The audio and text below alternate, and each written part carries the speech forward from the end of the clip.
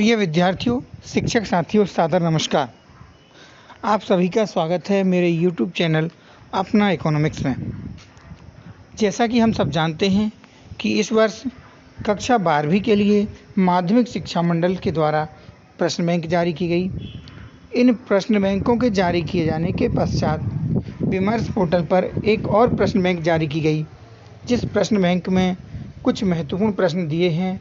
इन प्रश्नों से वार्षिक परीक्षा में आने की बहुत ज़्यादा संभावना है। इस कारण से मैं आपको आज के पहले के वीडियो में इन प्रश्नों के बारे में बता चुका हूँ। आज हम इकाई 3 उत्पादक व्यवहार एवं पूर्ति, इस इकाई के जो 4 अंक वाले प्रश्न हैं, इन 4 अंक वालों के प्रश्नों को समझेंगे, तैयार करेंगे।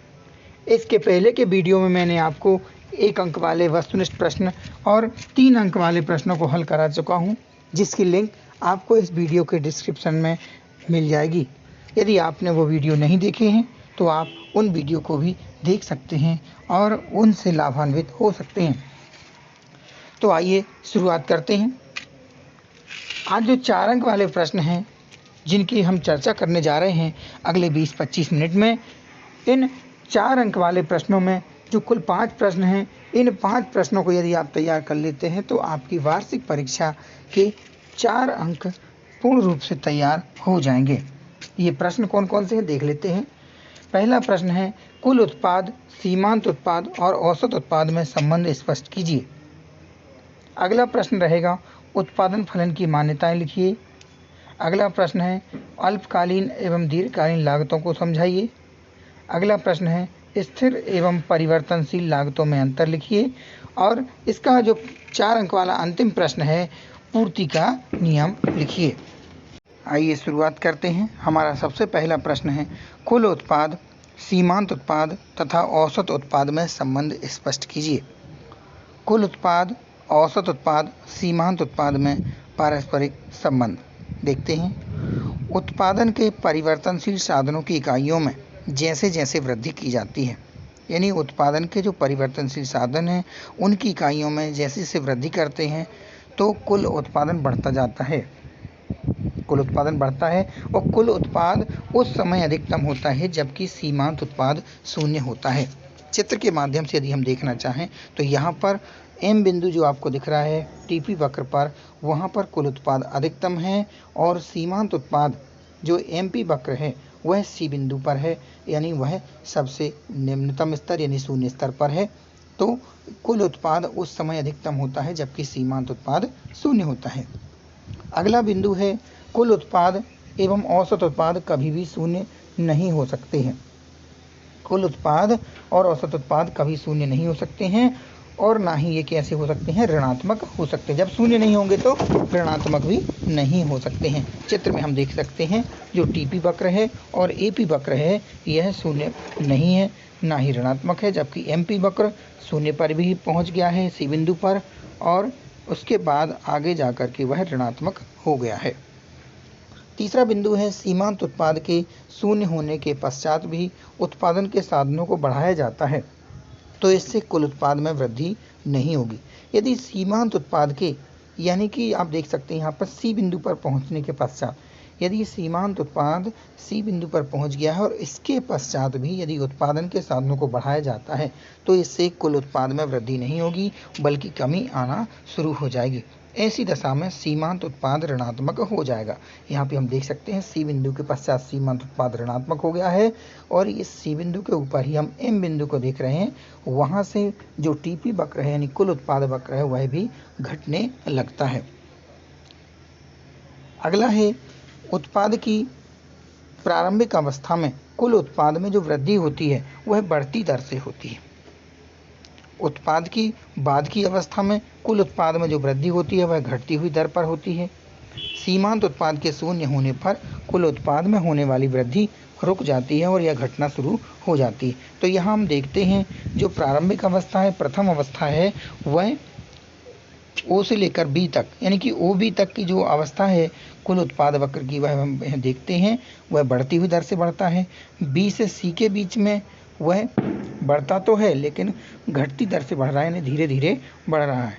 और सी बिंदु के पश्चात तो यहाँ पर एक्स अक्ष पर सी बिंदु दिया है और आप चाहें तो कुल उत्पाद वक्र पर एम बिंदु देख सकते हैं। उस एम बिंदु के बाद तीसरी अवस्था शुरू हो जाती है और वहाँ पर तो कुल उत्पाद अब घटने लगता है। तो इस प्रकार से हम इस प्रश्न का उत्तर यहाँ पर लिख सकते हैं। यदि आपको इसका स्क्रीनशॉट लेना है तो आप स्क्रीनशॉट ले सकते हैं और इसको अपनी उत्तर पुस्तिका में कॉपी में लिख सकते हैं। यदि आप चाहें तो साथ में इस चित्र को भी बना सकते हैं। इसके बाद अब हम देखते हैं अगला प्रश्न कि उत्पादन फलन की मान्यताएं बताइए। तो उत्पादन फलन की मान्यताएं, उत्पादन फलन निम्नलिखित मूल मान्यताओं पर आधारित है। उत्पादन फलन एक निश्चित समय के लिए होता है, यानी इसमें हमें जो याद रखना है वह है निश्चित समय। उत्पादन फलन एक निश्चित समय के लिए होता है। दूसरा बिंदु है उत्पादन फलन उत्पादन के साधनों और उत्पादन के बीच भौतिक अथवा मात्रात्मक संबंध की व्याख्या करता है। जो उत्पादन फलन होता है वह उत्पादन में लगने वाले साधन और उन साधनों के पश्चात जो उत्पादन प्राप्त होता है उसके संबंध की व्याख्या करता है। उत्पादन फलन की एक निश्चित तकनीकी ज्ञान कला के लिए होता है और यह मान लिया जाता है कि तकनीकी ज्ञान या कला में कोई परिवर्तन नहीं होता है। यानी उत्पादन फलन के जो हमारा माना जाता है मान्यता है कि तकनीकी ज्ञान और कला एक स्थिर रहता है और उसमें कोई परिवर्तन नहीं होता है। उत्पादन फलन एक निश्चित लागत व्यय की स्थिति को स्पष्ट करता है। उत्पादन फलन एक निश्चित लागत व्यय की स्थिति को स्पष्ट करता है, यानी लागत में कोई परिवर्तन नहीं आना चाहिए। यानी लागत भी कैसी रहती है? अपरिवर्तित रहती है। हमारा अगला प्रश्न है अल्पकालीन और दीर्घकालीन लागतों को समझाइए। अल्पकाल, सबसे पहले मैं आपको अल्पकाल के बारे में बताना चाहूँगा कि अल्पकाल वह समय अवधि है जिसमें उत्पादन के कुछ साधनों जैसे श्रमिक, कच्चा माल, बिजली आदि को ही परिवर्तित किया जा सकता है, जबकि कुछ अन्य साधनों जैसे प्लांट का आकार, भवन, मशीन आदि में परिवर्तन करना संभव नहीं होता है।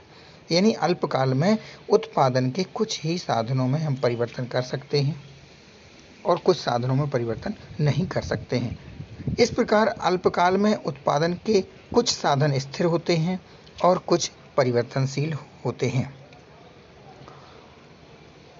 कुछ साधन स्थिर होते हैं और कुछ परिवर्तनशील।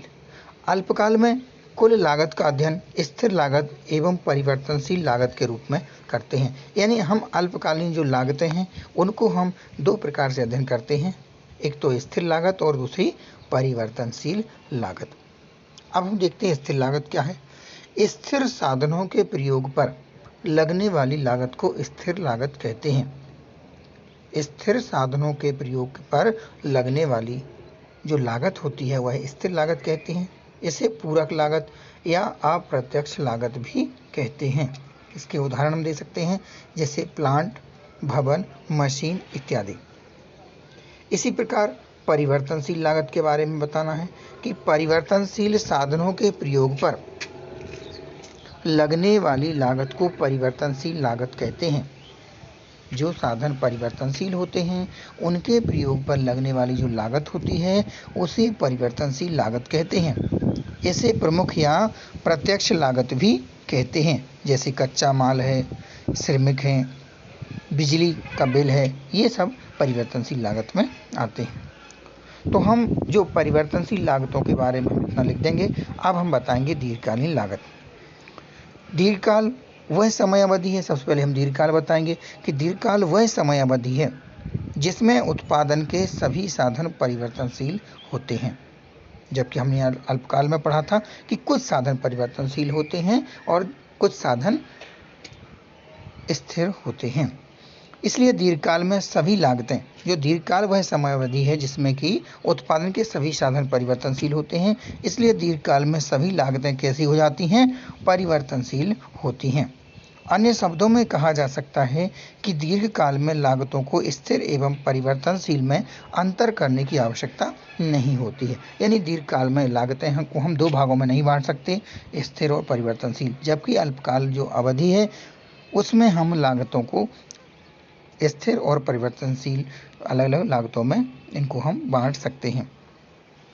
अंत में हम यह भी कह सकते हैं इसमें कि अल्पकालीन और दीर्घकालीन लागत वक्रों का आकार अंग्रेजी भाषा के यू अक्षर के समान होता है। चाहे वो अल्पकालीन लागत वक्र हो या दीर्घकालीन लागत वक्र हो, इनका आकार अंग्रेजी भाषा के यू अक्षर के समान होता है। तो इस प्रकार से हमने इस प्रश्न का उत्तर यहाँ पे समझ लिया है अल्पकालीन और दीर्घकालीन लागतों के बारे में। अगला प्रश्न है, स्थिर लागत एवं परिवर्तनशील लागत में अंतर स्पष्ट कीजिए। तो स्थिर लागत और परिवर्तनशील लागतों में अंतर, वैसे तो हमने अभी तीसरे प्रश्न में स्थिर और परिवर्तनशील लागतों के बारे में पढ़ लिया है। अब हम इनके अंतर के बारे में देखते हैं। तो स्थिर लागतों का संबंध उत्पादन के स्थिर साधनों से होता है। स्थिर लागतों का संबंध किससे होता है? उत्पादन के स्थिर साधनों से होता है। और परिवर्तनशील लागतों का संबंध उत्पादन के परिवर्तनशील साधनों से होता है।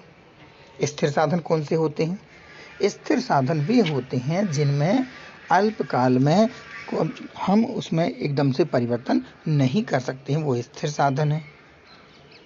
जैसे भूमि है, भवन है, प्लांट का साइज है, प्लांट का आकार है, ये स्थिर लागत में आते हैं। इन पर जो लगती है लागत, इन साधनों पर जो लागत लगती है वह स्थिर लागत होती है। जबकि परिवर्तनशील लागत है, जैसे कच्चा माल है, श्रमिकों को दी जाने वाली मजदूरी है, बिजली का बिल है, ये जो लागत है तो ये कौन सी लागत कहलाएगी? परिवर्तनशील लागत।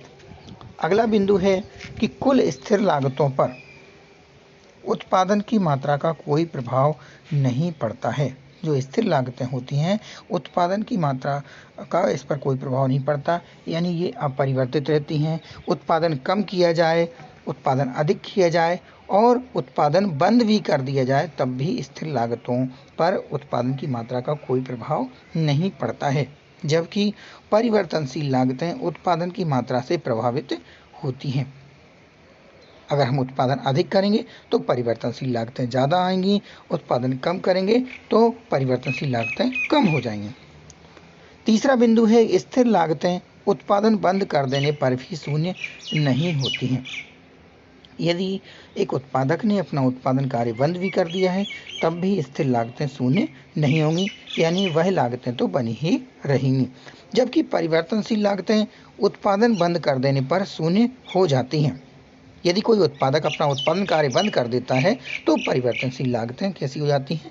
शून्य हो जाती हैं। चौथा बिंदु है, स्थिर लागतों की हानि उठाकर भी अल्पकाल में, यहाँ अन्य काल लिखा है, आप इसे सही कर लीजिएगा। स्थिर लागतों की हानि उठाकर भी अल्पकाल में एक उत्पादक उत्पादन जारी रख सकता है। यानी अल्पकाल में यदि किसी उत्पादक को स्थिर लागतों की धनराशि भी प्राप्त नहीं हो रही है, तब भी वह उत्पादन जारी रख सकता है। लेकिन यहाँ परिवर्तनशील लागतों में देखते हैं, एक उत्पादक तभी उत्पादन जारी रखेगा जब उसे कम से कम परिवर्तनशील लागतों के बराबर कीमत अवश्य मिले। यानी किसी भी उत्पादक को यदि इतनी भी आय प्राप्त ना हो कि उसे परिवर्तनशील लागतों की कीमत भी ना निकल पाए, तो वह उत्पादन बंद कर देगा।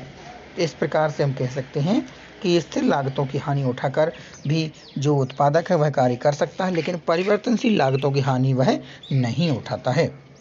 तो इस प्रकार से इसके हम अंतर को स्पष्ट कर देंगे। हमारा अगला प्रश्न है, पूर्ति का नियम लिखिए। तो वैसे तो आपने कई पुस्तकों में पढ़ भी लिया होगा, फिर भी मैं इसको बहुत ही सरल भाषा में समझाने का प्रयास करता हूँ कि पूर्ति का नियम क्या है। पूर्ति यानी कि वस्तु की पूर्ति और वस्तु के कीमत के संबंध को ही, पूर्ति और कीमत के संबंध को ही पूर्ति का नियम कहते हैं। सामान्यतः किसी वस्तु की कीमत में वृद्धि होने पर उसकी पूर्ति में वृद्धि हो जाती है। हम जानते हैं कि सामान्यतः होता क्या है, जब किसी वस्तु की कीमत में वृद्धि होने पर अगर उसकी कीमत बढ़ जाती है तो उसकी पूर्ति भी बढ़ जाती है, और वस्तु की कीमत में कमी होने पर पूर्ति में भी कमी हो जाती है। और जैसे जैसे क्या होता है, वस्तु कीमत में कमी होती है, वैसे उसकी पूर्ति में भी कमी हो जाती है। वस्तु की कीमत और पूर्ति में प्रत्यक्ष संबंध होता है, यानी सीधा संबंध होता है। कीमत बढ़ेगी तो पूर्ति भी बढ़ेगी, और कीमत कम होगी तो पूर्ति भी कम हो जाती है। कीमत में परिवर्तन के साथ साथ उसी दिशा में पूर्ति के घटने बढ़ने की प्रवृत्ति को ही पूर्ति का नियम कहते हैं। तो इस प्रकार से आप पूर्ति के नियम को लिख सकते हैं। यदि आप चाहें तो इसे उदाहरण के द्वारा स्पष्टीकरण भी कर सकते हैं। आइए मैं आपको एक तालिका दिखाता हूँ।